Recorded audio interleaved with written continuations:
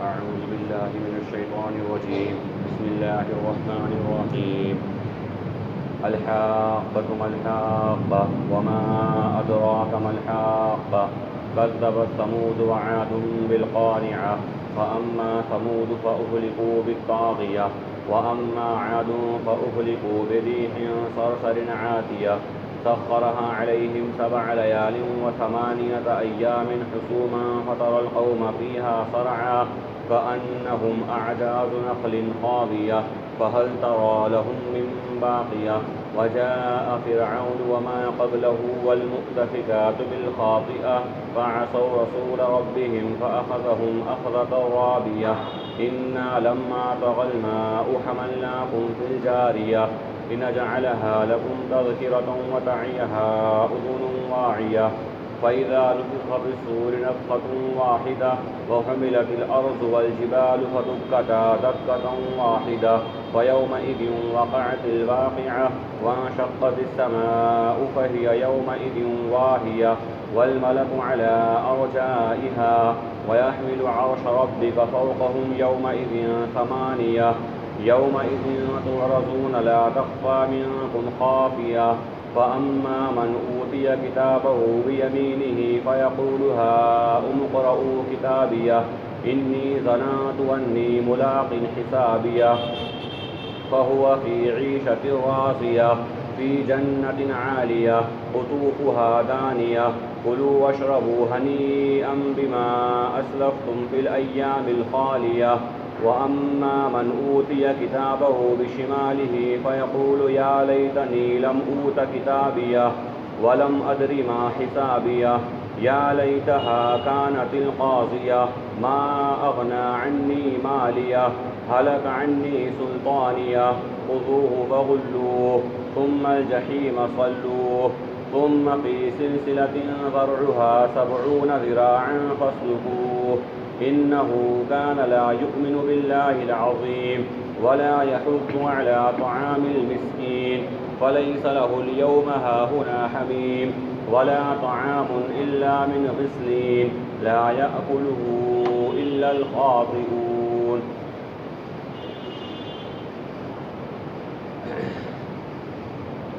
وہ اٹل چیز کیا ہے؟ وہ اٹل چیز اے نبی صلی اللہ علیہ وسلم، کیا آپ جانتے ہیں کہ وہ اٹل چیز کیا ہے؟ وہی ہلا دینے والی چیز جسے قوم ثمود نے اور قوم عاد نے جھٹلایا۔ چنانچہ قوم ثمود کو سخت بھوچال کے ذریعے ہلاک کر دی گئی اور قوم عاد کو سخت اور بے قابو سخت ہوا کے ذریعے ہلاک کر دی گئی۔ وہ ہوا جو ان کے اوپر 7 راتیں اور 8 دن بے قابو ہو کر مسلط رہی، اکھاڑ دینے والی ہر چیز کو۔ چنانچہ آپ دیکھیں گے انہیں اس حال میں بے قابو پڑے ہوئے ہیں گویا کہ وہ کھجور کے سوکھے تنے ہیں، تو آپ ان میں سے کیا کسی کو باقی دیکھتے ہیں؟ وجاء فرعون ومن قبله والمؤتفکات بالخاطئہ، اور فرعون اور اس سے پہلے کے لوگ اور الٹی بستیوں والوں نے بھی وہی روش اختیار کی۔ چنانچہ انہوں نے اپنے رب کے رسول کو جھٹلایا تو ہم نے ان کی پکڑ کر لی، ایسی پکڑ جس میں بڑھوتری ہوتی چلی گئی۔ چنانچہ جب پانی سرکش ہو گیا تو ہم نے انہیں ایک کشتی میں سوار کر لیا تاکہ وہ تمہارے لیے نصیحت بن جائے اور کان والوں کے لیے عبرت کی چیز بن جائے۔ فَإِذَا نُفِخَ فِي الصُّورِ نَفْخَةٌ وَاحِدَةٌ، چنانچہ جب سور میں ایک مرتبہ پھونک ماری جائے گی اور زمین اور پہاڑوں کو اٹھا لیا جائے گا تو وہ ایک ہی دفعہ میں چکنا چور کر دیے جائیں گے۔ اس دن وہ واقع ہونے والی چیز واقع ہو جائے گی۔ وَانشَقَّتِ السَّمَاءُ فَهِيَ يَوْمَئِذٍ وَاهِيَةٌ، اور اس دن آسمان پھٹ پڑے گا اور وہ بھوسے کی طرح ہو جائے گا اور اس کے کناروں پر فرشتے متعین ہوں گے، اور اس دن آپ کے رب کے عرش کو اٹھائے ہوئے 8 فرشتے ہوں گے۔ یومئذ تعرضون لا تخفى منکم خافیہ، اس دن ہر چیز پیش کی جائے گی، کوئی سی چیز اس میں چھپائی نہیں جائے گی۔ چنانچہ وہ لوگ جن کا نام اعمال سیدھے ہاتھ میں دیا جائے گا وہ کہیں گے یہ ہمارے نام اعمال کو پڑھ لو، انی ظننت انی ملاق حسابیہ، بے شک مجھے امید تھی اس بات کی کہ میرا حساب سے سابقہ ہوگا، چنانچہ وہ من پسند اور عیش والی زندگی میں رہے گا، فی جنت عالیہ، اونچے اونچے باغات میں جن کے پھل جھکے رہے ہوں گے، حکم ہوگا کھاؤ اور پیو تمہاری پچھلی زندگی کے عوض میں۔ اور جس شخص کا نام اعمال بائیں ہاتھ میں دیا جائے گا وہ کہے گا کاش کہ میرا نام اعمال دیا ہی نہ جاتا، اور کاش کہ میرا حساب لیا ہی نہ جاتا، اور کاش کہ میری پہلی موت ہی فیصلہ کر چکی ہوتی، میرا مال میرے کچھ کام نہیں آیا، میری بادشاہت نے مجھے ہلاک کر دیا۔ خذوہ فغلوہ ثم الجحیم صلوہ، حکم ہوگا کہ اس کو پکڑو اور اس کے طوق ڈال دو، پھر اسے جہنم میں پھینک دو، ثم فی سلسلۃ ذرعها 70 ذراعا فاسلکوہ، پھر اس کے ایسی بیڑیوں میں جکڑ دو جو 70 گز چوڑی ہوں گی۔ انہ کان لا یؤمن باللہ العظیم، اس لیے کہ یہ اس اللہ پر ایمان نہیں رکھتا تھا جو بڑی عظمت والا ہے، ولا یحض علی طعام المسکین، اور نہ یہ غریبوں کو کھانا کھلانے پر ابھارتا تھا۔ فلیس لہ اليوم ہاہنا حمیم، تو آج کے دن یہاں اس کا کوئی دوست نہیں ہوگا، ولا طعام الا من غسلین، اور اس کا جو کھانا ہوگا وہ زخموں کا دھون ہوگا، لا یأکلہ الا الخاطئون، اسے صرف مجرم لوگ ہی کھائیں گے۔ یہ سورہ حاقہ ہے، اور اللہ رب العالمین نے اس سورت کے اندر آخرت کی منظر کشی فرمائی ہے۔ سورہ واقعہ کے اندر بات تفصیل سے آئی تھی کہ قیامت کے دن اللہ رب العالمین لوگوں کو 3 گروہوں میں تقسیم فرما دے گا۔ ایک گروہ تو وہ ہوگا جو دائیں ہاتھ والا یعنی سیدھے ہاتھ والا ہوگا، فرما برداروں کا گروہ، فرما برداروں کی جماعت جن سے اللہ راضی ہوا ہوگا، اور دوسرا گروہ وہ ہوگا جو بائیں ہاتھ والا ہوگا، بائیں طرف والا ہوگا، جن کو نام اعمال بائیں ہاتھ میں یعنی الٹے ہاتھ میں دیا جائے گا، جن سے اللہ ناراض ہوگا۔ اور ایک گروہ وہ ہوگا جو رضا سے بھی اوپر کی بات، یعنی اللہ رب العالمین راضی ہوا انہیں اللہ نے سیدھے ہاتھ کی طرف رکھا، اور جن سے اللہ ناراض ہوا انہیں الٹے ہاتھ کی طرف، اور یہ وہ مقرب اور خاص لوگ ہوں گے جنہیں اللہ رب العالمین بہت زیادہ انعام اور اکرام کے اندر رکھے گا۔ اس کے بارے میں تفصیل سے بات آ گئی ہے اس سورہ واقعہ کے اندر، جس میں خاص لوگ انبیاء اکرام علیہ الصلاۃ والسلام ہوں گے، اور اللہ کے نبی علیہ الصلاۃ والسلام کی امت میں صحابہ اور ان کے طریقے پر چلنے والے قیامت تک کے آنے والے تمام لوگ، یہ بھی ان مقرب لوگوں میں ہو سکتے ہیں۔ اب اس سورہ کے اندر خاص طور پہ اس رکوع کے اندر اللہ رب العالمین نے ان لوگوں کا بھی ذکر فرمایا ہے جو سیدھے ہاتھ والے ہیں، اور ان کا بھی جو الٹے ہاتھ والے ہیں، اور آخرت کی اور قیامت کی یعنی آخرت سے پہلے جو حالات آنے والے ہیں اس کی منظر کشی فرمائی ہے۔ اس کے اندر اللہ رب العالمین نے 2 یا 3 نام ذکر فرمائے ہیں سورہ حاقہ کے اندر۔ حضرات مفسرین فرماتے ہیں کہ قیامت کی جو شکلیں ہیں یا قیامت کے قیامت آنے سے پہلے کے جو حالات ہیں ان تمام کے الگ الگ نام اللہ رب العالمین نے بیان فرمائے ہیں۔ کہیں حاقہ سے ذکر فرمایا، کہیں قاریعہ سے ذکر فرمایا، کہیں واقعہ سے ذکر فرمایا، اسی طریقے سے اللہ رب العالمین نے الگ الگ نام بیان فرمائے ہیں۔ اب مجازاً عرف کے اعتبار سے ان تمام کو قیامت کہہ دیا جاتا ہے، یعنی جو خاص نام ہے وہ قیامت کا۔ اس کے بارے میں قرآن کریم کے اندر اللہ رب العالمین نے سورہ قیامہ کے اندر بھی اور دیگر موقعوں پر بیان فرمایا لفظ قیامت کے ساتھ۔ تو قیامت اور حاقہ اور قاریعہ اور اسی طرح واقعہ، یہ تمام کے تمام الفاظ قیامت پر دلالت کرتے ہیں۔ اب اس میں کچھ تفسیر ہے کہ بعض الفاظ تو وہ ہیں جو قیامت سے پہلے آنے والے بات یعنی سور پھونکی جائے گی اس کے لیے ہیں، بعض الفاظ ایسے ہیں جو اللہ رب العالمین قیامت کا اعلان فرمائے گا، یعنی پتہ چل جائے گا قیامت آنے والی ہے اس وقت کے لیے ہیں۔ یہ تفصیلی بات ہے، یہ خلاصہ اس کا یہ ہے کہ تمام کے تمام الفاظ قیامت کے لیے استعمال ہوتے ہیں۔ اس کے اندر فرمایا اٹل چیز، یعنی وہ چیز جو ٹل نہیں سکتی، پکی یقینی چیز جو ہونے والی ہے اس کا اس بات ہے یقیناً وہ چیز ہوگی، اس کا ذکر فرمایا کہ وہ حاقہ یعنی وہ چیز جو ٹلنے والی نہیں ہے، وہ ٹل نہیں سکتی۔ وہ اور فرمایا اللہ کے نبی علیہ الصلوۃ والسلام سے کہ آپ جانتے ہیں کہ وہ حاقہ کیا ہے، یعنی وہ چیز کیا ہے؟ وما کذب ثمود وعاد بالقاریعہ، یہ وہی ہلا دینے والی چیز وہی انسان پہ لرزہ طاری کر دینے والی چیز، یہ وہی چیز ہے جو انسان کو پریشان اور مصیبت میں مبتلا کر دینے والی چیز ہے، جس کو قوم سمود نے بھی جھٹلایا، قوم عاد نے بھی جھٹلایا، اور آگے فرمایا اللہ کے نبی علیہ الصلوۃ والسلام کی امت کے نافرمان لوگ، گنہگار لوگ، کفار و فجار بھی جھٹلا رہے ہیں کہ گویا کہ یہ ہونے والی چیز نہیں ہے۔ اب اس میں علل اعلان اہل ایمان تو نہیں جھٹلاتے ہیں، یعنی مسلمان کا عقیدہ ہے کہ قیامت آئے گی، یہ ایمان والے کا عقیدہ ہے۔ اسی لیے قیامت یہ وہ چیز ہے، توحید، رسالت اور آخرت، یہ تین اسلام کے بنیادی اصول ہیں، تین بنیادی ستون ہیں۔ ان تین کے بارے میں سے اگر کہیں کسی انسان کے دماغ میں غلط خیال یا غلط عقیدہ رچ بس جائے اور وہ اس کا اظہار کرے، اس کی تشہیر کرے، تو فرمایا کہ وہ شخص مسلمان نہیں ہے۔ اور انہی تین کی بنیاد پر اختلاف کرنے کی وجہ سے مسلمانوں میں سے جو لوگ خارج از اسلام ہو گئے، یعنی اسلام چھوڑ بیٹھے، وہ لوگ انہی تین کی وجہ سے، بنیاد ان تین چیزوں کے تعلق سے بحث و مباحثہ یا ان تین چیزوں کے تعلق سے غلط عقیدے رکھنے کی وجہ سے لوگ یا تو بہک جاتے ہیں یا اسلام چھوڑ دیتے ہیں۔ اور یہ تین چیز کے اوپر جس کا عقیدہ اسی طریقے سے ہے جس طریقے سے اللہ کے نبی علیہ الصلوۃ والسلام نے بیان فرمایا، تو فرمایا کہ وہ مسلمان ہے۔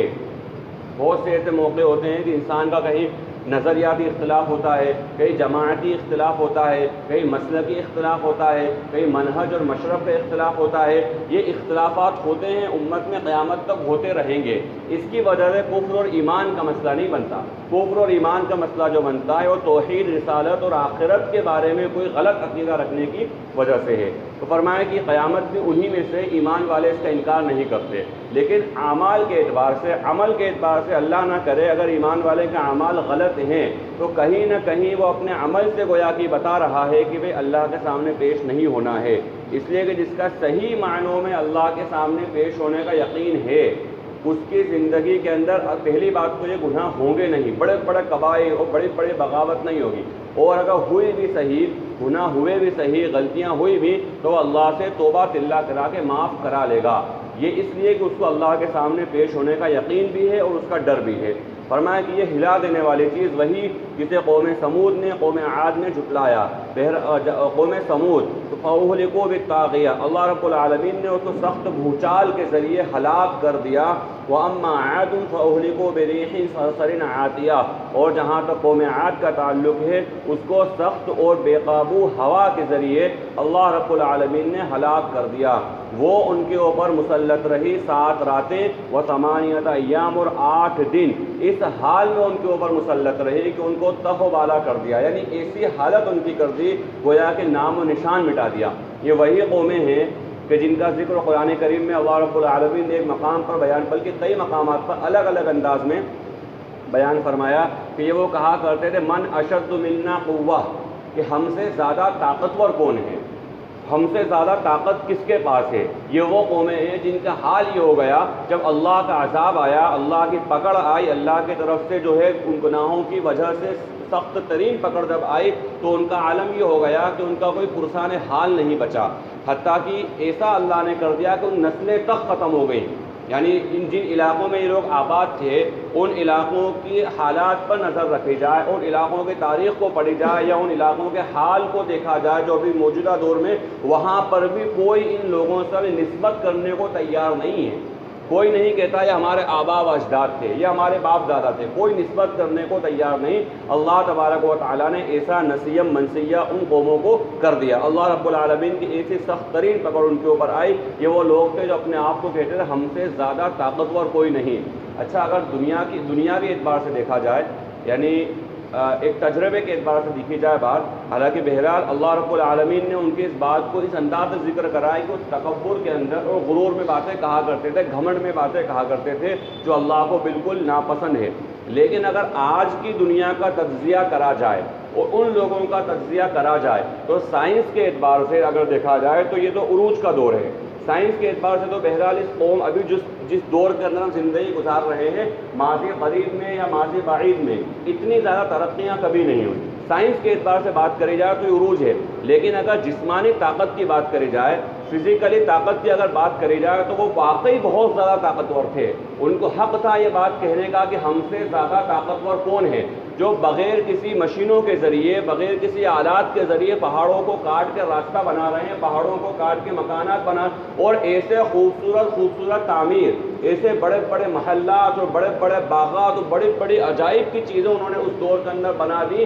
کہ واقعی اگر دیکھا جائے تو ان کا یہ کہنا غلط نہیں تھا کہ اس وقت ان سے زیادہ طاقتور کوئی نہیں تھا۔ آج انسان سائنس کے دور پہ مشینوں کو دماغی اعتبار سے تو بہرحال طاقتور ہے، لیکن جسمانی اعتبار سے ان کے مقابلے میں نہیں ہے، اور آج کا انسان ویسے ہی بہت کمزور ہے، اور خاص طور پہ جیسے زمانہ آگے بڑھتا چلا جا رہا ہے انسان کمزور ہوتا چلا جا رہا ہے۔ تو طاقت کے اعتبار سے واقعی وہ بہت مضبوط ترین اقوام تھی، لیکن اللہ رب العالمین نے ان کا یہ حشر کیا کہ بہت زیادہ لمبے تڑنگے ہوا کرتے تھے، جس کی وجہ سے جب عذاب آیا اس طرح گر پڑے اور اس طرح پڑے ہوئے تھے گویا کہ کھجور کے سوکھے تنے ہوں۔ ایک تو کھجور کا تنا کہا، یعنی بالکل کٹے ہوئے جس طرح کھجور کے درخت پڑے ہوئے، اور اس کے بعد سوکھا تنا، یعنی ایسا جس کھجور کے تنے کی پہلی کوئی ویلیو نہیں اور اس کے بعد میں وہ سوکھ گیا ہو تو اب اس کی اور کوئی اوقات یا کوئی حیثیت اس کی نہیں بچی۔ اللہ رب العالمین نے مثال بیان فرمائی، اور یہ مثال امت محمدیہ علیہ السلام کے بھی ہر انسان کے لیے ہے کہ تکبر اور غرور سب سے زیادہ خطرناک چیز ہے۔ اسی لیے کئی مرتبہ یہ بات آئی ہے، ہم بارہا سنتے ہیں اس بات کو کہ اللہ کے نبی علیہ السلام مشہور و معروف حدیث ہے کہ تکبر خاص طور پر اللہ کا حق ہے۔ اللہ یہ بات بیان فرماتا ہے کہ تکبر میری چادر ہے، میرا لباس ہے، جو شخص اس کو چھیننے کی یا اس کو کھینچنے کی کوشش کرے گا میرا اس سے اعلان جنگ ہے، اور یہ حدیث قدسی ہے، اللہ تبارک و تعالیٰ نے خود یہ بات بیان فرمائی۔ لہٰذا جس شخص اللہ کی چادر کھینچنا یا اللہ کے لباس پہ ہاتھ ڈالنا، یہ مثال دی گئی اس شخص کے لیے جو تکبر کرتا ہے، اور واقعی اللہ کا حق ہے کہ اللہ اپنے آپ کو بڑا بتائے اور اللہ اپنے آپ کو بڑا کہلوائے۔ واقعی اللہ کا حق ہے، دنیا میں کسی کا حق نہیں ہے کہ وہ اپنے آپ کو طاقتور کہلوائے یا اپنے آپ کو طاقتور سمجھے۔ بڑا ہٹا کٹا انسان کا جسم میں ایک ہلکا سا سر درد بھی انسان کو بے چین کر دیتا ہے، اس کے ساری صلاحیت، سارے توانائی، پورا دماغ اس کا سر درد کی طرف چلے جاتا ہے کہ میرے سر میں درد ہے، حالانکہ سر درد کے علاوہ کچھ بھی نہیں ہے، لیکن وہ سر درد بھی انسان کو بے چین کر دیتا ہے۔ اور اللہ رب العالمین موقع پر دکھاتا ہے یہ بات کہ انسان تکبر نہیں کرے، انسان غرور نہیں کرے، گھمنڈ میں مبتلا نہ ہو۔ انسان کی حالت تو یہ کہ ایک ذرا سے سر کے درد کے اندر انسان کا چہرہ بدل جاتا ہے، اس کے چہرے سے پتہ چل جاتا ہے کہ انسان بیمار ہے۔ تو فرمایا کہ یہ وہ قومیں تھیں جو اتنے زیادہ بڑے بڑے دعوے کیا کرتی تھیں، لیکن ان کے حال یہ ہوا کہ آپ انہیں دیکھو گے کیا اس قوم کو بالکل اوندھے پڑے ہوئے ہیں، ایسے گویا کہ کھجور کے سوکھے ہوئے تنے۔ پھر کیا آپ ان میں سے کسی کو باقی دیکھ رہے ہیں؟ یعنی ان کا نام و نشان تک مٹ گیا، کوئی باقی نہیں بچا۔ وجاء فرعون ومن قبله والمؤتفكات بالخاطئة، اور قوم فرعون اور ان سے پہلے کی اقوام، اور وہ قومیں جو الٹی پڑ گئی تھیں، یعنی ایسی قومیں جن کے اوپر اللہ کا عذاب آیا تو ان کو الٹ دیا گیا تھا، ان قوموں کا طریقہ بھی وہی تھا جو پہلی قوموں کا تھا، یعنی ان قوموں کا جو اوپر ذکر کیا گیا بغاوت والا طریقہ، وہی نافرمانی والی روش تھی۔ فَعَصَوْا رَسُولَ رَبِّهِمْ فَأَخَذَهُمْ أَخْذَةً رَّابِيَةً، چنانچہ انہوں نے اپنے رب کے رسول کی نافرمانی کی تو اللہ رب العالمین نے انہیں پکڑ لیا، اور ایسی پکڑ جس میں بڑھوتری ہوتی چلی گئی، یعنی عذاب مزید عذاب، پکڑ مزید پکڑ ہوتی چلی گئی۔ إِنَّا لَمَّا طَغَى الْمَاءُ حَمَلْنَاكُمْ فِي الْجَارِيَةِ، جب پانی جو ہے سرکش ہو گیا تو ہم نے انہیں کشتی میں سوار کر لیا۔ یہ قوم نوح کا ذکر ہے کہ جب پانی بہت زیادہ اوپر آ گیا، اب انسان کا بغیر کسی وسائل کے رہنا ناممکن ہو گیا، تو فرمایا کہ ہم نے اپنے انعام کی وجہ سے ان لوگوں کو جو فرما بردار تھے کشتی کے اندر سوار کر لیا۔ إِنَّ جَعَلَهَا لَكُمْ تَذْكِرَةً وَتَعِيَهَا أُذُنٌ وَاعِيَةٌ، تاکہ کان رکھنے والے اس بات کو سنیں، یعنی کان رکھنے والے بات کو سننے کا مطلب یہ ہے کہ آنے والے لوگ لِنَجْعَلَهَا لَكُمْ تَذْكِرَةً، تاکہ تمہارے لیے ہم اس چیز کو عبرت بنا دیں۔ یہ تو ان لوگوں کے لیے جو اس کو دیکھ رہے تھے، جنہوں نے آنکھوں سے دیکھا ہے، ان کے لیے عبرت، وَتَعِيَهَا أُذُنٌ وَاعِيَةٌ، اور آنے والے لوگ جو اس کی بات کو سنیں گے۔ اسی لیے قرآن کریم کو پڑھ کر، اس کو سن کر، اس کو سنا کر، ان تمام باتوں کا خلاصہ یہ ہے کہ نصیحت حاصل کری جائے۔ عبرت حاصل کری جائے۔ قرآن کریم اللہ رب العالمین نے سراپا عبرت اور سراپا نصیحت، ورنہ اگر قرآن کریم کا سننا سنانا محض ایک رسمی طور پر ہو اور اس کے ذریعے عبرت حاصل نہ ہو، موعظت نہ ہو، کہ قرآن کریم کو جو اللہ رب العالمین نے آسان جو فرمایا ہے اس کی خاص حکمت یہ ہے کہ ہم نے اس لیے اس کو آسان کر دیا ہے تاکہ لوگ نصیحت حاصل کریں۔ وَلَقَدْ يَسَّرْنَا الْقُرْآنَ لِلذِّكْرِ، نصیحت کے لیے ہم نے قرآن کریم کو آسان کر دیا۔ اگر نصیحت حاصل نہ ہو رہی ہے، یہ میں اس لیے کہہ رہا ہوں کہ عام طور پہ آج حالات یہ بن چکے ہیں امت کے کہ قرآن کریم کو انسان صرف بحث اور مباحثے کے لیے استعمال کر رہا ہے، یعنی اپنے مطابق کوئی سی بات آئی ہے تو پمفلیٹ شائع کرا، اپنا مسلک بیان کرا، قرآن کریم کو آیت لکھی اور اس کو بانٹ دیا۔ حالانکہ یہ وہ چیزیں ہیں جن کا کرنا جائز تو بہت دور کی بات ہے، کرنا ناجائز ہے۔ جائز تو بہت دور کی بات ہے، یعنی کوئی سوچے چلو کہ میں جائز کام کر رہا ہوں، ایسی چیز جو قرآن کریم کے ذریعے کوئی فتنہ پھیلا رہا ہو، قرآن کریم کو سامنے رکھ کر کے کوئی امت میں انتشار پھیلا رہا ہو، یہ جائز نہیں ہے۔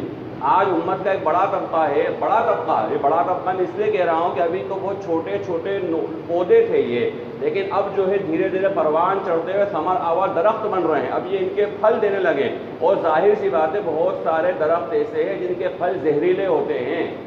ہر پھل ایسا نہیں جو آم اور امرود ہے،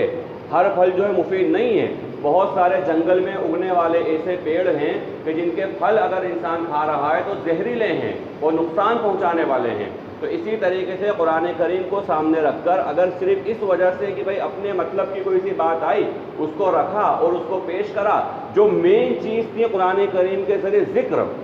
جو قرآن کے ذریعے نصیحت یعنی ہدایت اور تذکیر، یہ ساری چیزیں انسان نے پسے پش ڈال دی۔ اور یہ بات تجربے کی ہے کہ جب انسان خرافات کے اندر لگتا ہے تو کرنے والے کام چھوڑ دیتا ہے۔ کئی بار ایسا ہوتا ہے کوئی انسان بحث و مباحثے کے اندر لگا ہے، اگر جو کرنے کے کام نہیں ہیں، جو کام کرنے والوں کی ذمے ہے، جو ان کے فیلڈ ہے وہ کریں، لیکن جو ہمارے کرنے کے کام نہیں ہیں اگر ان کاموں میں انسان پڑتا ہے تو شیطان اس کو راستے پہ گمراہ کر دیتا ہے۔ کئی سارا طبقہ امت کے اندر ایک بڑا طبقہ ایسا جو اپنے مطلب کی بات کی، قرآن کریم کے آیات ان کو رٹی ہوئی ہیں،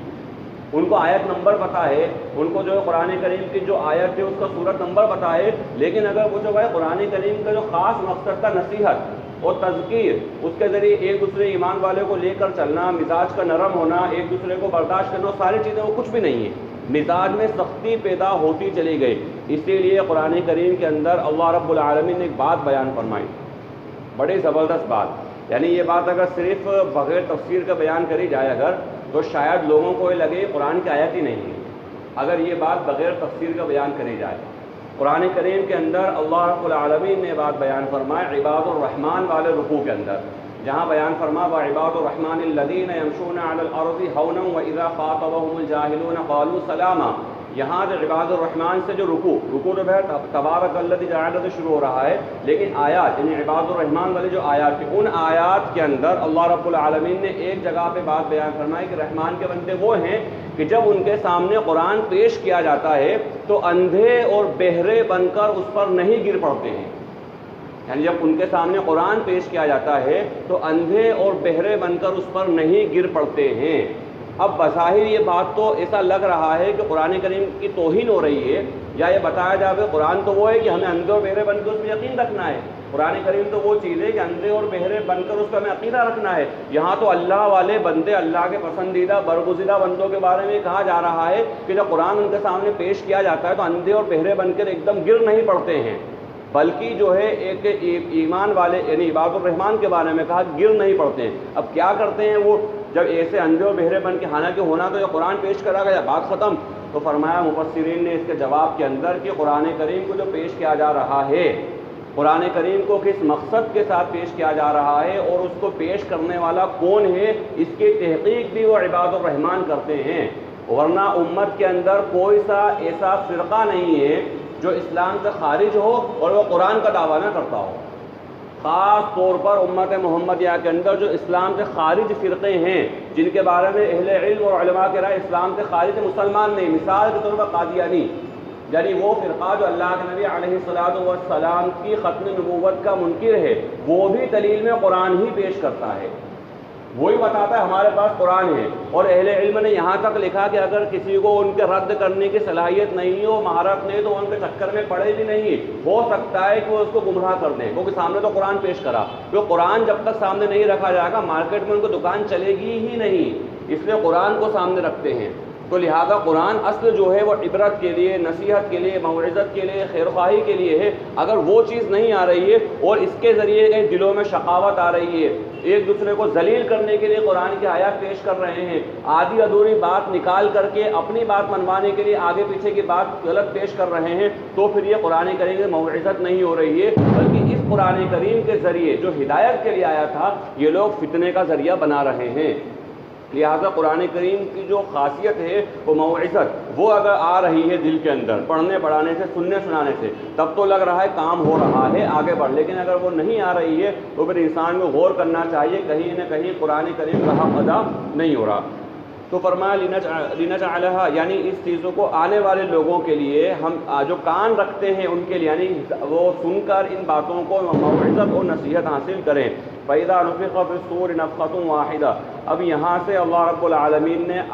قیامت کی ہولناکی کو ذکر فرمایا ہے اور بیان فرمایا کیا دن ہوگا، کیا وقت ہوگا، کیا حالات ہوں گے. اللہ رب العالمین نے بیان فرمائے ہیں. فَإِذَا نُفِخَ فِي الصُّورِ نَفْخَةٌ وَاحِدَةٌ. جب سور میں پہلی مرتبہ پھونک ماری جائے گی، جب پہلی مرتبہ سور پھونکی جائے گی. وحملت، ابھی سور کتنی ہے، 2 3 کی تفسیر بھی سورہ واقعہ کے اندر آ چکی ہے. وحملت الارض والجبال فدکتا دکۃ واحدہ. اور زمین اور پہاڑ اٹھا لیے جائیں گے، وہ یکایک چکنا چور ہو جائیں گے، چکنا چور ان کو کر دیا جائے گا، ختم کر دیا جائے گا. اس دن وہ واقع ہونے والی چیز واقع ہو جائے گی، یعنی قیامت. اب یہاں پر ایک بات ہے، بڑی اہم بات تو لطیفہ ہے بہرحال، لیکن بات بڑی حقیقت پر مبنی ہے کہ امت کا ایک طبقہ وہ ہے کہ جو قیامت کو نہیں مانتا، یعنی وہ ملحد قسم کے لوگ جو کہتے ہیں کہ بھئی مر کر مٹی ہو جانا ہے، معاملہ ختم، کوئی پیش ویش نہیں ہونا ہے کسی کے سامنے. اس طرح کی بات رکھنے والے ان کو ناستک کہہ لیں یا ملحد کہہ لیں یا جو ان کا نام رکھا جا سکتا رکھ لیں. اب یہاں پر کسی بزرگ سے ایک ملحد نے کہی یہ بات کہ بولے آپ یہ بتائیے کہ اگر قیامت نہیں ہوئی، آپ یہ بتائیے اگر قیامت نہیں ہوئی تو آپ کو کتنا زیادہ افسوس ہوگا. یعنی آپ جو کرو پورے پہ ظاہر سی بات ہے، یہاں بیٹھنا بھی اسی لیے قیامت کی تیاری، ابھی نماز پڑھی اسی لیے قیامت کی تیاری. یعنی ایمان والا کہیں پر بھی کوئی سا عمل کرتا ہے اور اس کے سامنے اللہ کی بات اگر آتی ہے، بھئی اللہ نے کام کرنے کا کہا ہے یا اللہ نے اس کام سے منع کرا، تو وہ صرف اور اس کے تصور قیامت ہی ہوتا ہے کہ اللہ کے سامنے پیش ہونا ہے. ورنہ تو کوئی تو روکنے ٹوکنے والا نہیں. کئی ساری چیزیں ایسی ملک کے قانون کے اندر وہ لیگل ہیں، اس ملک کے قانون میں کئی ساری چیزیں کرنا بہتر ہے، بلکہ ہمارے شرعی اعتبار سے کہا جائے تو جائز ہے، یعنی لیگل کر دیا اس کو. لیکن شریعت کے لیے لیگل ہے، شریعت کے لیے ناجائز ہے. مثال کے طور پر سود اس کے اندر ہے، ہوم سیکسول اس کے اندر ہے، آپس کے جو ہے مرد کے تعلق، عورت کے تعلق، سم لیکن بہت ساری چیزیں یہاں پہ جائز ہیں، یعنی کہا جائے لیگل ہے، لیکن شریعت کہتی ہے حرام ہے. اب شریعت کے حرام کہنے کی وجہ سے انسان بچتا ہے، مسلمان بچتا ہے. ورنہ سود کے راستے ایسے کھلے ہوئے ہیں کہ جتنا مشکل کچھ سالوں پہلے تک لون لینا تھا اتنا ہی آسان ہوتے چلے گیا. سڑکوں کے اوپر لوگ لون دے رہے ہیں، 3-4 منٹ کے اندر ایپ انسٹال کرو اور سارے پروسیس کرو، لون آپ کو مل رہا ہے. یعنی آج لیکن انسان جو بچ رہا ہے اس لیے بچ رہا ہے نہیں، اللہ کے سامنے جواب دینا ہے، اللہ نے منع کرا ہے اس لیے انسان بچتا ہے. ورنہ کوئی دنیا کا ڈر اس کو نہیں ہوتا، بلکہ دنیا تو پروموٹ کرتی ہے اس چیز کو، اور نہیں لینے والوں کو، یعنی کوئی مسلمان سوچ رہا میری تجارت چھوٹی ٹھیک ہے میں لون نہیں لوں گا تو اس کو دقیانوس کہتے ہیں، پرانے خیال کا کہتے ہیں. یہ بھی لوگوں کے تانے سننا، لیکن اللہ کی وجہ سے انسان رکا ہوا ہے تو تصور قیامت ہی ہے. تو اس وجہ سے بہرحال انسان ایمان والا گناہوں سے بچتا بھی ہے اور نیک کام بھی کرتا ہے. تو ان سے کسی ملحد نے یہ کہا، بولے کتنے افسوس کی بات ہوگی، کتنا حسرت کی بات ہوگی اگر قیامت نہیں ہوئی تو، یعنی کتنا افسوس ہوگا کہ دنیا کے اندر بھی جو ہے تو سوچ تو زندگی گزاری، کوئی دنیا میں تو لائف تو انجوائے نہیں کرا ان کے طور پہ. حالانکہ اسلام انجوائمنٹ کی اجازت دیتا ہے شرعی حد کے اندر، لیکن لوگوں نے ذہن بنا لیا. تو جب یہ بات کتنی افسوس اور حسرت کی بات ہوگی قیامت نہیں ہوگی تو انہوں نے ایک تاریخی جملہ اتنا زبردست کہا، الزام جواب، بولے اور اس سے زیادہ حسرت کی بات کب ہوگی، قیامت ہو گئی تو. یعنی اگر قیامت ہو گئی، آپ کہہ رہے ہو قیامت نہیں ہوئی، چلو ٹھیک ہے مان لیا ہو سکتا ہے قیامت، امکان اس بات کا چلو مان لو قیامت نہیں ہوئی، لیکن قیامت ہو گئی تو تمہیں کتنا زیادہ افسوس اور کتنی زیادہ شرمندگی اور کتنی زیادہ ندامت ہوگی کہ پوری زندگی گناہوں میں لگا دی، اس بات کے تصور کے اندر قیامت نہیں ہے۔ لیکن اگر قیامت ہو گئی تمہارا عالم کیا ہوگا؟ اگر نہیں ہوئی چلو مان لو، حالانکہ عقیدہ ہے کہ ہوگی، لیکن مان لو اگر نہیں ہوئی تو ٹھیک ہے ہم مر کے مٹی ہو گئے، تم بھی مر کے مٹی ہو گئے، بات ختم۔ لیکن اگر قیامت ہو گئی تو سوچو تمہارا کیا ہوگا۔ ہم نے تو اس اعتبار سے زندگی گزار لی کہ اللہ کے سامنے جواب دینا ہے، لیکن تم نے تو اس اعتبار زندگی گزاری ہی نہیں، ہمیشہ ہمیشہ کے تمہارے کو افسوس اور شرمندگی اور ندامت ہوگی۔ تو لہٰذا یہ بات جو آ رہی ہے قیامت کے تعلق سے کہ قیامت حق ہے، وقعت الواقعہ، وہ چیز جو واقع ہونے والی ہے، واقع ہو کر رہے گی، جس دن واقع ہو جائے۔ وانشقت السماء فہی یومئذ واہیہ، اور اس دن آسمان پھٹ پڑے گا تو وہ ایسا ہو جائے گا گویا کہ بھوسا پھسپھسایا ہوا ہو جائے گا۔ والملک علی ارجائها، اور فرشتے اس کے کناروں پر ہوں گے۔ وَيَحْمِلُ عَرْشَ رَبِّكَ۔ اچھا یہاں پر ایک بات ہے جو ایک موٹی سی بات ہے کہ کئی مرتبہ ایسا ہوتا ہے کہ انسان جنت کی نعمتوں کو، جنت کے باغات کو، جنت کی آسائش کو اپنی دنیاوی عقل پر قیاس کرتا ہے، اور اسی طریقے سے جہنم کے عذاب کو، جہنم کی پریشانیوں کو اور اس کے جو سختیاں ہیں اس کو اپنے دنیاوی عقل پر قیاس کرتا ہے۔ یہ ایمان والا الحمدللہ نہیں کرتا ہے۔ اللہ کا شکر ہے کہ ایمان والا کسی بھی لیول کا اس کا ایمان ہو، لیکن آخرت پر، جنت پہ، دوزخ پر اس کا ایمان ہوتا ہے، باہری عمل کے اعتبار سے وہ کم ہو، لیکن جو قیاس کرے وہ اس اعتبار سے قیاس کر دنیاوی، حالانکہ دنیا کے اندر انسان کی عقل پختہ کار ہے ہی نہیں۔ بہت ساری چیزیں دنیا کے اندر ایسی ہیں کہ انسان کو سمجھ میں دنیا کے اندر نہیں آتی ہیں۔ دنیا کی سائنس اتنی ترقی کر لینے کے بعد کئی ساری چیزیں ایسی سائنس کے سمجھ میں نہیں آتی ہیں، کئی سارے فنون ایسے ہیں جو وہاں پر جا کے ایک بارڈر بن جاتی ہے، کئی ساری چیزیں سمجھ میں نہیں آتی ہیں۔ تو آخرت کی نعمتیں اگر دنیا کی عقل پر انسان سوچے، قیاس کرے، وہ سمجھ میں نہیں آئیں گی، لیکن یہ اللہ دے گا، اللہ کرے گا۔ اور اس کے لیے کیا جواب دیا اللہ کے نبی علیہ الصلوۃ والسلام نے؟ بہترین جواب، بڑا مشہور و معروف جواب ہے۔ جب اللہ کے نبی علیہ الصلوۃ والسلام نے قیامت کی ہولناکی کو ذکر فرمایا تو فرمایا کہ لوگ وہاں پر اپنے اعمال کے بقدر پسینے میں ڈوبے ہوئے ہوں گے، کوئی جو ہے پنڈلی تک ہوگا، کوئی رانوں تک ہوگا، کوئی سر، کوئی پورا پسینے میں ڈوبا ہوا ہوگا۔ وہ کہا بعض لوگ وہاں پر جو ہے سر کے بل چلیں گے، اور سر کے بل چلنے کے بعد سر کے بل چلیں گے اور اسی سے کانٹوں سے بچیں گے راستے کے، اور اسی سے پتھر سے بچیں گے۔ اب دنیاوی عقل پہ قیاس کرے انسان تو ناممکن ہے، کیونکہ سر کے اندر دنیاوی اعتبار سے سر کے اندر چلنے کی صلاحیت نہیں ہے۔ اللہ رب العالمین نے صلاحیت چلنے کی دی ہے، وہ پاؤں کے اندر دی ہے۔ موقع آنے پہ انسان ہاتھ سے سپورٹ لے لے گا، لیکن صرف سر سے چل لے بغیر کسی سپورٹ کے یہ نہیں ہو سکتا۔ اگر سپورٹ لے گا، کوئی کرتب دکھا رہا ہے تب بھی وہ ہاتھ کا سپورٹ لے گا، صرف سر سے اگر کوئی چل لے تو یہ ناممکن ہے۔ تو اللہ کے نبی صلی اللہ علیہ وسلم نے بہت اصولی بات بیان فرما دی، بہت موٹی سی بات، ہمارا عقیدہ اس کے اندر ہے کہ جس اللہ نے دنیا میں انہیں پاؤں کے بل چلایا تھا، وہ اللہ اس بات پر قادر ہے کہ انہیں سر کے بل چلا دے۔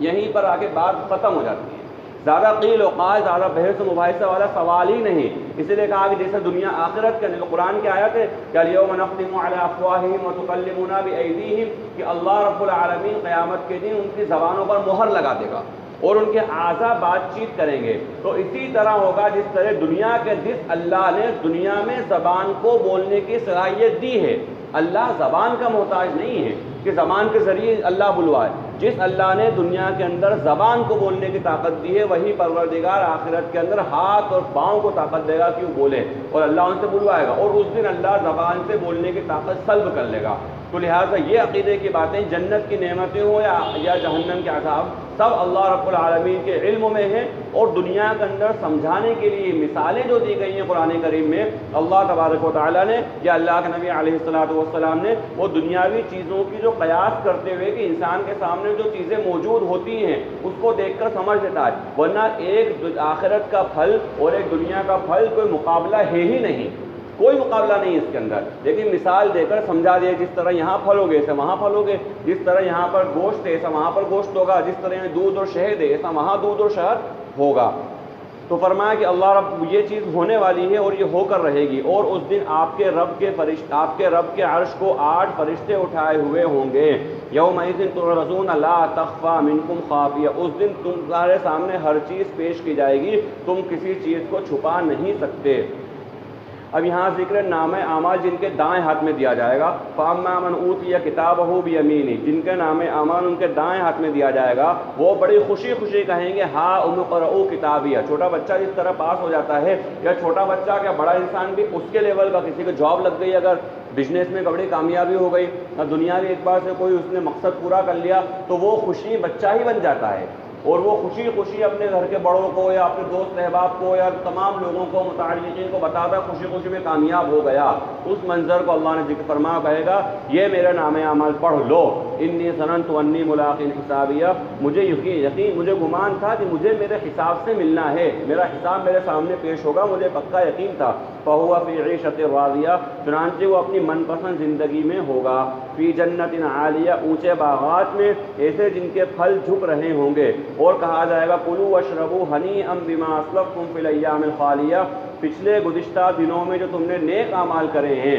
اللہ کی رضا والے کام کرے ہیں، اللہ کے فرمانبرداری والے کام کرے ہیں، اس کے عوض میں کھاؤ اور پیو۔ اس کے بعد ذکر ہے ان لوگوں کا کہ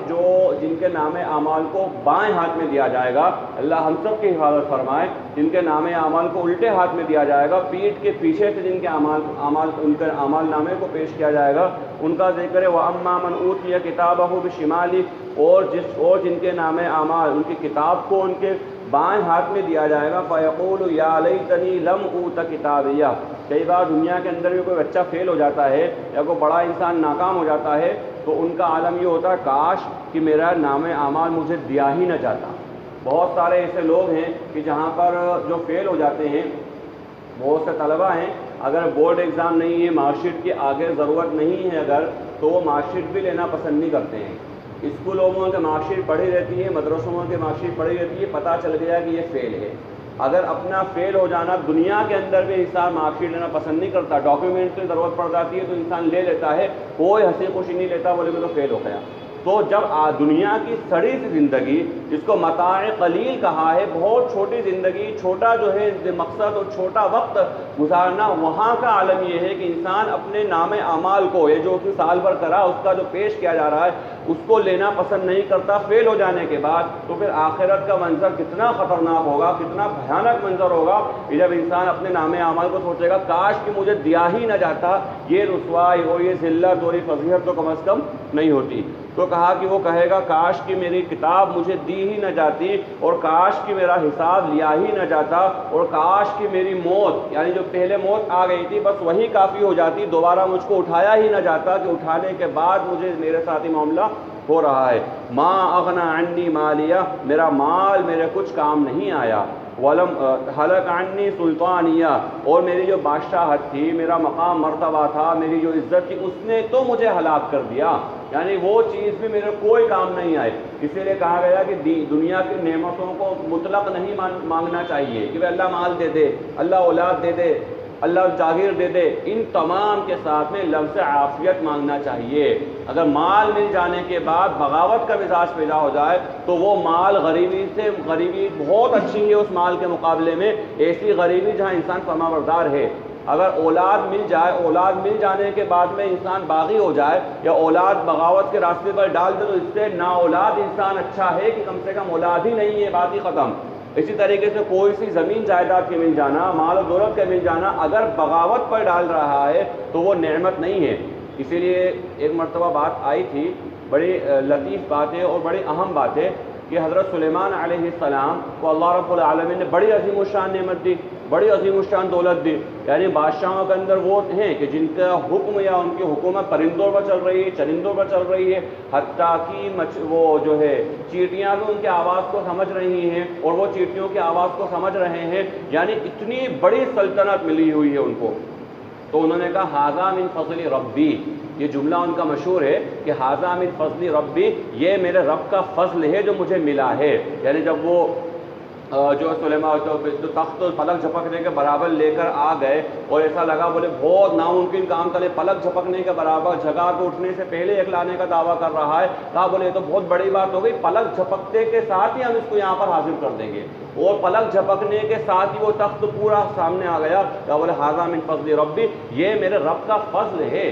جب یہ کہا گیا کہ میرے رب کا فضل، آگے جو بات بیان کرے گی وہ یہ ہے لیبلونی اشکر ام اکفر، میرے رب کا فضل اس لیے ہے تاکہ میرا رب مجھے آزمائے کہ میں شکر گزار بندہ ہوں یا میں نافرمان ہوں۔ اگر گھروں پہ ھذا من فضل ربی لکھوا رہے ہیں تو اتنی اسپیس رکھیں کہ لیبلونی اشکر ام اکفر بھی لکھوا لیں اور ترجمے کے ساتھ میں لکھوائیں، تاکہ گھر میں گھسنے کے ساتھ ہی پتہ چلے کہ رب کا فضل ہے یا اللہ کی طرف سے عذاب ہے یہ گھر، کہ لون لے کر گھر بنا لیا،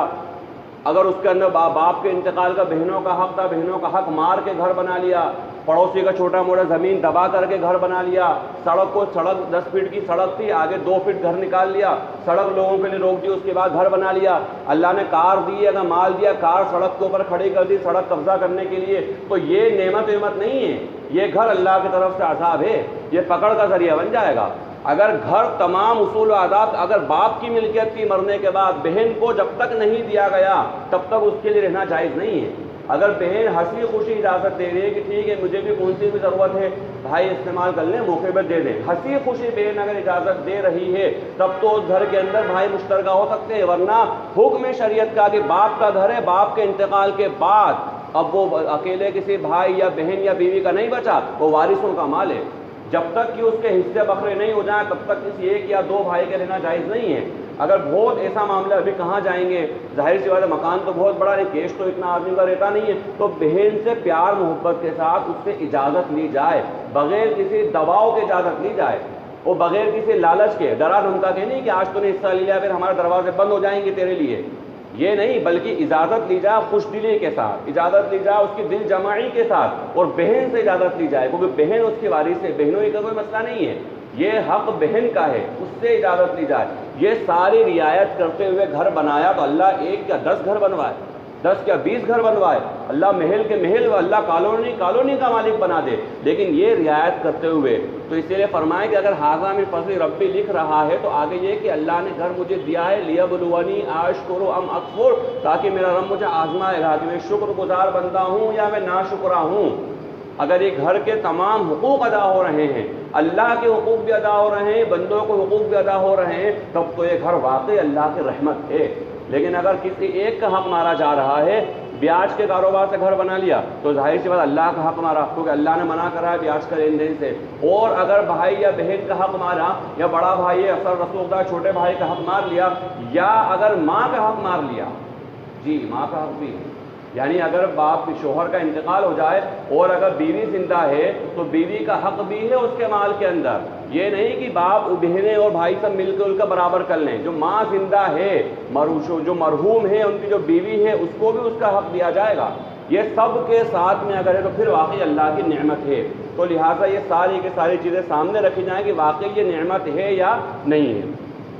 اب فرمائے کہ یہاں پر میرا مال میرے کوئی کام نہیں آیا، میری بادشاہت میرا اثر رسوخ کوئی کام نہیں آیا، حکم خذوہ بغلو، اسے پکڑو اور اس کو توق ڈال دو، پھر اس کو جہنم میں چھونک دو، ثم فی سلسلۃ ذرعها 70 ذراعا فاسلکوہ، پھر اس کو ایسی بیڑیوں میں پرو دو جن کی لمبائی 70 گز ہوگی، انہ کان لا یؤمن باللہ العظیم، اور یہ سب اس وجہ سے کہ وہ اللہ پر ایمان نہیں رکھتا تھا جو بڑا باعظمت ہے، عظمت والے خدا پر ایمان نہیں رکھتا تھا، اس کی پاداش کے اندر اس کو یہ سزا دی جائے گی۔ ولا یحض علی طعام المسکین، اور وہ مسکینوں کو غریبوں کو کھانا کھلانے پر نہیں ابھارتا تھا، یہ بھی ایک بہت بڑی نیکی کا کام ہے، بڑی نیکی ہے کسی غریب کو کھانا کھلانا، بڑی نیکی ہے۔ اسی لیے زکوٰۃ کے بارے میں جب بات آئی تھی، پچھلے ہفتے بات آئی تھی کہ زکوٰۃ والا اللہ نے بنایا دینے والا، خوب خوش دلی کے ساتھ اس کو دی جائے، جو اللہ نے دینے والا بنایا ہے، زکوٰۃ کا مصرف جو ہے ان مصرف کے اندر خرچ کری جائے بڑی خوش دلی کے ساتھ، اور اسی کے ساتھ ساتھ ہر مالی عبادت، صدقہ، خیرات، غریبوں کو کھلانا، غریبوں کو پہنانا،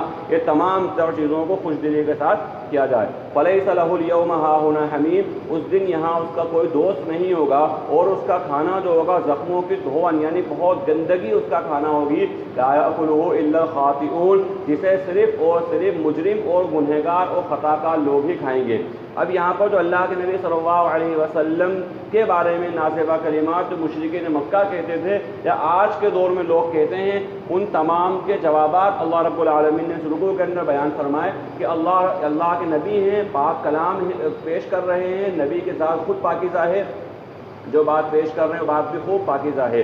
فَلَا أُقْسِمُ بِمَا تُبْصِرُونَ، میں قسم کھاتا ہوں اس چیز کی جو تم دیکھتے ہو، جو چیز تم نہیں دیکھتے ہو، ہر موجود اور غائب چیز کی قسم کھانے کے بعد میں بات کہتا ہوں، إِنَّهُ لَقَوْلُ رَسُولٍ کریم، کہ وہ پاکیزہ مبارک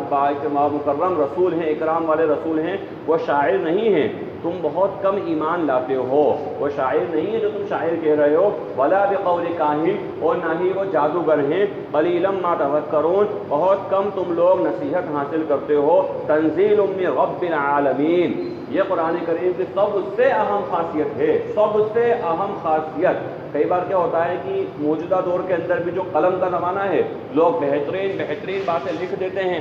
پیش کر دیتے ہیں، اور کبھی کبھی ایسا لگتا ہے بہت نصیحت کی، بہت حکمت کی، بہت بلندی کی بات ہے، اور کئی لوگ تو اس کو قرآن کے مقابلے میں پیش کرنے کی کوشش کرتے ہیں۔ ایسے لوگ کہ جو دنیا کے اندر چاہے دوسرے مذہب کے ہوں لیکن بہتر کام کرنا چاہتے ہیں، رفائی کام کرنا چاہتے ہیں، سماج سیوا کرنا چاہتے ہیں، بڑی اچھی بات ہے یار، جو قرآن کا درس ہے وہ اس کا بھی درس ہے، جو قرآن کا درس ہے وہ اس کا بھی درس ہے۔ تو کہا قرآن کی سب سے بڑی خاصیت یہ ہے کہ رب العالمین کا کلام ہے، اور قرآن کریم کے علاوہ دنیا کے اندر کوئی سی بھی کتاب ایسی نہیں ہے، کوئی سی بھی کتاب جس کے اندر کہیں نہ کہیں کچھ نہ کچھ کمی کوتاہی نہ ہو۔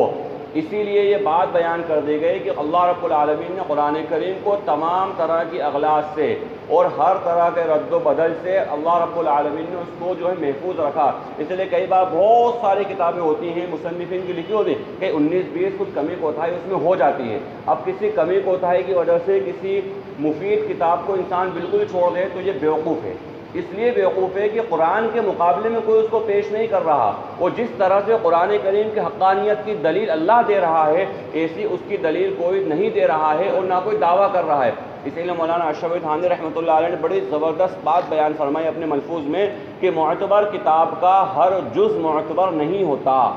یعنی کوئی سی کتاب بہت زیادہ معتبر ہے، بہت زیادہ معتبر ہے، لیکن کہیں نہ کہیں کچھ نہ کوئی ایسی چیز ہو سکتی ہے جس پر اہل علموں کا اعتراض ہو سکتا ہے کہ یہ چیز جو ہے مناسب نہیں ہے یا غلط ہے یا بالکل یہاں بیان کرنے والی چیز نہیں ہے، لہٰذا اور یہ اس لیے بھی ہے کہ تاکہ پتہ چلے کہ اللہ کا کلام ہے، ممتاز ہے دوسری کتابوں سے نمایاں ہے، اور سب سے بڑی خاصیت ہے کہ رب العالمین کا وہ کلام ہے۔ اگر ایسا ہوتا، حالانکہ واقعہ بیان نہیں ہوا ہے بلکہ کہا جا رہا اگر ایسا ہوتا تو، یعنی اگر اللہ کے نبی علیہ السلام یہ بات اپنی طرف سے بیان کر دیتے، یا لوگ جس طرح کچھ تو ہی باتیں بیان کر دیتے ہیں، اپنی مرضی سے باتیں بیان کر دیتے ہیں، اگر ایسا ہوتا تو ہم کیا کرتے، وَلَوْ تَقَوَّلَ عَلَيْنَا بَعْضَ الْأَقَاوِيلِ، اگر یہ بعض باتیں ہماری طرف بیان کر دیتے تو لَأَخَذْنَا مِنْهُ بِالْيَمِينِ، ہم ان کو دائیں طرف سے پکڑ لیتے، یعنی سخت پکڑ کرتے، ثُمَّ لَقَطَعْنَا مِنْهُ الْوَتِينَ، پھر ہم ان کی رگ کاٹ دیتے۔ یہ بات بڑی زبردست اور بڑی خطرناک بات ہے۔ خطرناک اس وجہ سے ہے کہ بہت سارے موقعوں پر کسی انسان کو پتہ نہیں ہوتا ہے کہ حدیث ہے یا نہیں ہے۔ کئی بار ایسا ہوتا ہے کسی انسان کو پتہ نہیں ہوتا ہے قرآن کی آیت ہے یا نہیں ہے۔ جب تک کسی انسان کو کانفیڈنس نہیں ہو، پکا یقین کامل نہیں ہو کہ یہ قرآن کی آیت ہے، تب تک وہ اس کو بیان نہیں کرے۔ مطلب ترجمے کو، عام طور پر ترجمے کی بات ہے کہ بھئی مثال کے طور پہ کوئی کہا یہ جو بات بیان کر رہا ہوں یہ اللہ رب العالمین نے قرآن کریم میں کہی ہے، حالانکہ قرآن کریم میں وہ بات نہیں ہے۔ اس نے بات کسی دین کے مجلس میں سنی تھی، کسی حدیث کے حلقے میں سنی تھی، کسی عالم دین سے بات سنی تھی، تو کہنا بھئی یہ دین کی بات ہے، یہ جملہ دین کی بات کہہ کر بیان کرنا تھا، قرآن کریم کی بات کہہ کر بیان نہیں کرنا تھا۔ جب تک اس کو یقین کا مثال الحمدللہ رب العالمین، تمام تعریفیں اللہ رب العالمین کے لیے ہیں، یہ اللہ رب العالمین نے قرآن میں بیان فرمایا ہے، تو یہ بات تو بالکل صحیح ہے، کیونکہ اس کو یقین ہے، اس کو کانفیڈنس ہے اس بات کا کہ میں جو بات بیان کر رہا ہوں قرآن کی ہے۔ یہ کئی بار کے بجائے درس کے اندر ہی بہت ساری باتیں آئی ہیں ایسی جو ابھی درس کے اندر جو قرآن کی نہیں تھی، بھئی کہیں حدیث کی بات آئی تھی، کہیں کسی بزرگ کا ملفوظ آیا تھا، کہیں کوئی حکمت کی بات آئی تھی، کہیں کوئی تاریخ کی بات آئی تھی۔ اب کوئی انسان درس کے اندر پورا بیٹھا ہے یا حدیث کے حلقے میں پورا بیٹھا ہے یا کسی عالم دین کی بیان سن رہا ہے یا کوئی مطالعہ کر رہا ہے، کوئی اچھی دین کے فوراً اس نے بولے قرآن میں ہے، حالانکہ کئی ساری ایسی چیزیں اللہ معاف کرے چل پڑی ہیں خاص طور پر سوشل سائٹس کے زمانے میں جو قرآن کی ہوتی ہی نہیں ہیں، وہ قرآن کی طرف منسوخ کر کے اس کو بیان کر دی جاتی ہے، تو بڑا خطرناک، کیونکہ اللہ کے نبی علیہ السلام آپ کے ساتھ تو معاملہ تھا ہی نہیں، کوئی اگر شک بھی کر لے اس بارے میں تو کہا کہ اپنے ایمان کے بارے میں غور کرے، کیا کس کے بارے میں شک کر رہا ہے؟ تو اللہ کے نبی علیہ السلام کو بیان سختی سے اس لیے بیان کرا گیا کہ امت جو ہے آگے آگے بیدار ہو جائے کہ کہیں پر بھی ایسی بات بیان نہ کرے جس بات میں کانفیڈنس نہیں، جب تک پکا یقین کامل نہیں ہو کہ یہ قرآن کی بات ہے تب تک اس کو بیان نہیں کرے۔ جیسے مثال کی بات آئی ہے، ابھی درمیان میں عرض کر دوں، ابھی اللہ کے نبی علیہ السلام کی جو گستاخی کا معاملہ ہے، جو توہین رسالت کا معاملہ ہے، جو لوگ کرتے رہتے ہیں موقع پر، وہ دشمنان اسلام کا ایک یہ شغف بن گیا ہے، پسندیدہ کام بن گیا ہے کہ وہ کرتے رہتے ہیں موقع۔ ابھی اس گستاخی توہین ایک الگ ٹاپک ہے، لیکن یہاں پر ایک بات آئی ہے، وہ بات یہ آئی ہے کہ بعض لوگوں نے کیا کرا کہ گستاخ رسول جو ہے یہ ولد الزنا ہوتا ہے، یعنی کوئی بھی گستاخ رسول ہے اس کے بارے میں کہتے ہیں کہ یہ حرامی ہے، ولد الزنا ہے، اور استدلال کیا کرتے ہیں اس سے جو شاید سورہ قلم میں بات آئی تھی، پیچھے سورہ قلم کے اندر ہی بات آئی تھی، عتل بعد ذالک زنیم کے اندر غالباً، کہ جو ولید بن مغیرہ تھا یہ ولد الزنا تھا، یہ جو ہے اپنے باپ ماں کی ناجائز اولاد تھا، اور یہ گستاخ رسول تھا، تو گستاخ رسول تھا، اس کی وجہ سے ولد الزنا اس کو بتا دیتے ہیں ہر گستاخ کو، جو گستاخ رسول اللہ کے نبی علیہ السلام کی شان میں گستاخی کر رہا ہے اس کو ناجائز اور ولد الزنا حرامی کہہ دیتے ہیں۔ یہ کہنا غلط ہے، اس لیے غلط ہے کہ اس کی گستاخی تو انتہائی بڑا جرم ہے۔ اگر اسلامی حکومت ہو تو فقہ حنفی میں تو بہرحال نہیں ہے، لیکن دیگر فقہا کے یہاں پر فتویٰ اس بات کے اوپر، اور عملی طور پر احناف کے یہاں بھی عمل اسی کے اوپر ہو رہا ہے، کتابوں میں چاہے کچھ اور ہو لیکن عمل اسی کے اوپر ہو رہا ہے کہ گستاخ رسول واجب القتل ہے، اس کی سزا اتنی خطرناک ہے کہ قتل کر دیا جائے گا اور اسلامی حکومت ہو تو، لیکن جس کا جو جرم ہے اور جو سزا ہے وہی بیان کری جائے گی، کمی زیادتی کرنے کا حق ہمیں نہیں ہے۔ یہ ولید بن مغیرہ یا دوسرا کوئی یہ واقعی میں ناجائز تھا، تو واقعی میں یہ حرامی پیدائش تھی، اس کے بعد اس نے جو گستاخی کری تھی تو اللہ کے نبی قرآن کریم میں اللہ رب العالمین نے بری خصلتیں بیان فرمائی ہیں اس کی، کہ ایسا نہیں توہین رسالہ بلکہ یہ خیر کے کام میں رکاوٹ کرنے والا ہے، یہ تانا دینے والا ہے، یہ چغلیاں کرنے والا ہے، یہ جو ہے اسی بری باتوں کے ساتھ میں ہے کہ ولد الزنا بھی ہے۔ لہٰذا کوئی انسان اور اچھا یہ گستاخ رسول کی بات پیش کری جائے تو کہا کہ گستاخ رسول جو ہے ناجائز وہ ولد الزنا ہے، قرآن میں اللہ نے کہا ہے، تو یہ کرنا سراسر جرم ہے۔ جب تک کسی بات کا مکمل علم نہیں ہو کہ یہ قرآن کی بات ہے، حدیث کی بیان نہیں کری جائے۔ اسی طریقے سے مخبر کے تعلق سے بات آئی ہے کئی مرتبہ کہ مخبر کو ڈائریکٹ منافق کہہ دینا کہ مخبر جو ہے منافق ہیں اور ان کا ذکر قرآن کی فلاں آیت کے اندر ہے، جہاں پر وہ ان المنافقین فی الدرک الاسفل من النار، وہ بات وضاحت سے آئی کہ مخبر اور منافق میں فرق ہے، مخبر بہت بڑا جرم ہے لیکن نفاق بہرحال نہیں ہے، وہ تفصیل آ چکی ہے کئی بار، لیکن قرآن کریم کی طرف منسوخ کر دیا۔ اب قرآن میں کوئی اہل علم غوطہ لگا کے تھک جائے، بھائی مخبر کا ذکر یہاں کہاں آ گیا کہ منافق ہے، وہ مخبر الگ چیز ہے، نفاق الگ چیز ہے، اور اسی کے ساتھ ساتھ ولد الزنا اگر کوئی قرآن میں کہیں پر نہیں ہے کہ ولد جو ہے گستاخ رسول ولد الزنا ہی ہوتا ہے، ایک گستاخ رسول کے بارے میں کہا گیا ولد الزنا تھا، ہو سکتا ہے قیامت تک کے آنے والے تمام ولد الزنا ہو سکتا ہے، لیکن کسی کے بارے میں یقینی طور پر نہیں کہہ سکتے۔ ہمیں ہمارے زبان کو اور قلم کو بہت احتیاط کے ساتھ استعمال کرنے کی ضرورت ہے۔ ہم ایک بار بول کے ڈیلیٹ کر دیتے ہیں، لیکن ان لوگوں کے پاس سیو ہو جاتا ہے، وہ ڈیلیٹ نہیں ہوتا ہے۔ ہم نے میسیج بھیج کر ڈیلیٹ کر دیا، ہم سوچیں ہم ڈیلیٹ کر کے بڑے ترم خواہ بن گئے، لیکن ان کے یہاں پر وہ چیز سیو ہو گئی۔ لہٰذا اہل ایمان کو زبان اور قلم بہت ہوش مندی کے ساتھ چلانے کی ضرورت ہے، اور اہل علم کے رہنمائی کے اندر کہ یہ یہاں پر جو بات کہی جا رہی ہے واقعی یہ صحیح ہے یا غلط ہے، یا اس کا پس منظر کیا ہے۔ تو لہٰذا قرآن کے تعلق سے کوئی بات جب تک پکا یقین نہیں ہو کہ واقعی قرآن کی بات ہے تب تک بیان نہیں کرے جائے، اور یہی معاملہ حدیث کا بھی ہے کہ اللہ کے نبی علیہ السلام مشہور و معروف حدیث، جس نے میری طرف جھوٹ باندھا وہ اپنا ٹھکانہ جہنم میں بنا لے۔ اس لیے جب بات آئے نا تو یہ کہا کہ دین کی یہ بات ہے، شریعت کی یہ بات ہے، تو اس میں یہ ہوگا کہ شریعت کی بات ڈائریکٹ بھی ہو سکتی ہے، قرآن حدیث کے اندر بھی ہو سکتی ہے، یا یہ ہے کہ مفسرین یعنی تفسیر بیان کرنے والے انہوں نے کہیں لکھی ہوگی، یا جو ہے محدثین شراح حدیث انہوں نے کہیں لکھی ہوگی۔ لہٰذا احتیاط کے پہلوؤں کے ساتھ باتوں کو بیان کرا جائے تاکہ دنیا کے اندر بھی اور آخرت میں بھی ہماری زبان پکڑ کا ذریعہ نہیں بنے۔ کیونکہ اگر ایسا ہوتا کہ ان کی طرف سے ہو کہ ہم کیا کرتے، ہم ان کو پکڑ لیتے داہنے ہاتھ سے مضبوطی کے ساتھ، پھر ان کے رگ کاٹ دیتے، فما منکم من احد عنہ حاجزین، اور تم میں سے کوئی ہمیں اس بات سے روکنے والا بھی نہیں ہوتا۔ حضرات مفسرین فرماتے ہیں کہ قرآن کریم کے تعلق سے کوئی بات کہنا اور یہ کہنا کہ یہ قرآن میں ہے اور اگر وہ نہیں ہے تو اللہ حفاظت کرے، اور کہنے والا اسی عذاب کا مستحق ہوگا جو عذاب اس کے اندر بیان کرا گیا ہے، اور بہت بڑا گناہ ہے کہ جو بات قرآن میں نہیں ہے قرآن کی طرف منسوب کر دیں۔ اس لیے احتیاط کے ساتھ جملے بیان، جو ایک مشہور و معروف واقعہ ہے، ایک صحابی نے اللہ کے نبی علیہ الصلوۃ والسلام کی حدیث بیان کری، اور حدیث بیان کر لینے کے بعد میں ایک دم ان پہ لرزہ طاری ہو گیا اور کہا بھی اللہ کے نبی نے یا تو ایسا ہی کہا تھا، یا تھوڑا اس سے کم کہا تھا، یا تھوڑا اس سے زیادہ کہا تھا، یا تھوڑا سا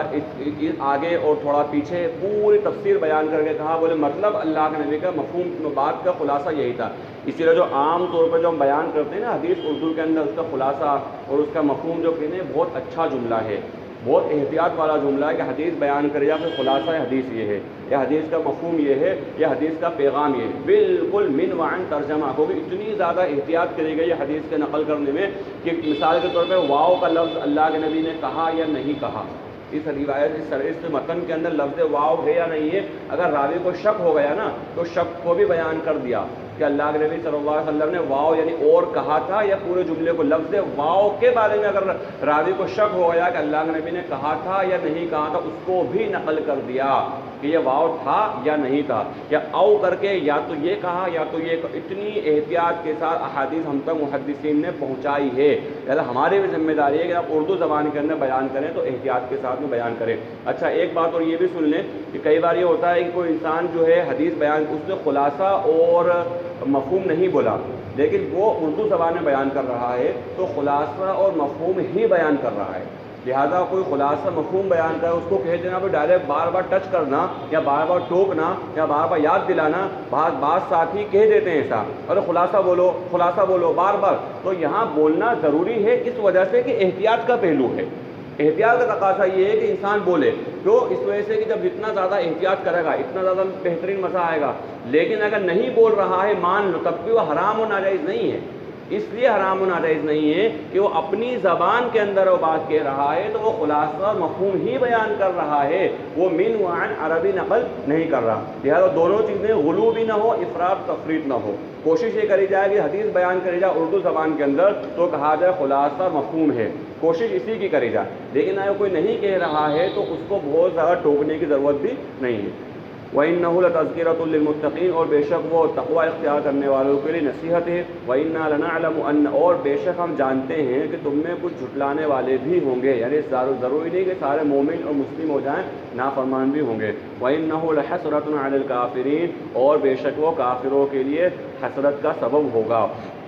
وَإِنَّهُ لَحَقُّ الْيَقِينِ، اور بے شک وہ چیز حق ہے، یقینی ہے، یعنی مکمل طور پر اس چیز کے بارے میں قرآن کریم کے تعلق سے یقین ہے کہ وہ حق ہے۔ فَسَبِّحْ بِاسْمِ رَبِّكَ الْعَظِيمِ، چنانچہ نبی صلی اللہ علیہ وسلم اپنے رب کے نام کی تسبیح بیان کرتے رہیے جو بڑی عظمت والا ہے۔